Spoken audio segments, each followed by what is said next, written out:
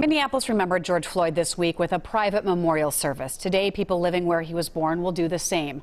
Rayford, North Carolina will pay its respects at a service today. Around the country, people continue to take to the streets to call for justice.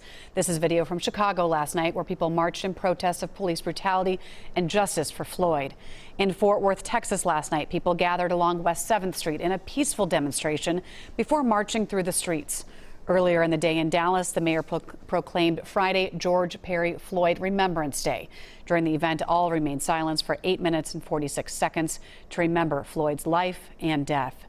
And in Denver, demonstrators were outside the state capitol to protest against police corruption and brutality. The event did remain peaceful. In downtown St. Paul, a group marched in the streets demanding justice for George Floyd. They started at the office of Minnesota Attorney General Keith Ellison, whose office is now prosecuting the 4 fired officers.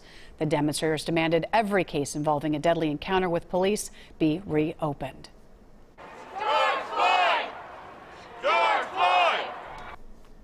Here in Minneapolis, thousands gathered at U.S. Bank Stadium for what they called the 10K March. It was led by local athletes like former basketball star Royce White and former football player P.J. Hill.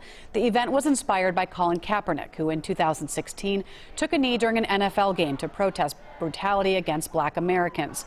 Marches like this have become a symbol and a place to build unity.